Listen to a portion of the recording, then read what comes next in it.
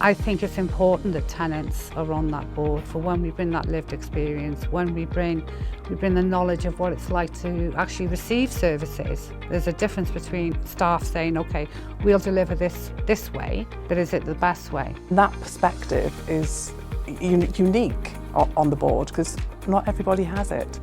And without that tenant voice, important decisions could be made without that crucial knowledge, which could have unintended consequences. So that part you bring. At no point did I ever even think that I was going to possibly have the skills or any qualifications to become a board member, and I was like, what, me on the board? For the first couple of meetings it was a bit nerve-wracking, you don't know what you're doing, you don't know all the speak and the jargon, but to be honest everyone was so welcoming, and after a while you actually get to understand.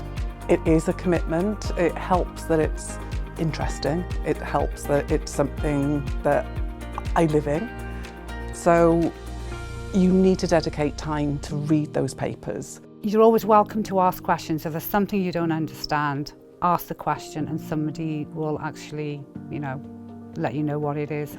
I have caring responsibilities, I have a young granddaughter, so, and I work full time. You can fit that time into your schedule so it can work around you and your commitments. Having the ability to do remote, sort of through a laptop, is brilliant. It's just like being in the room.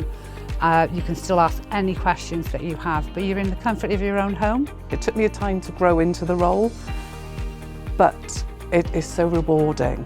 I keep saying I'm going to resign, but I don't. I love it too much. The advice I would give to any tenant who's considering becoming a board member is come and talk to us.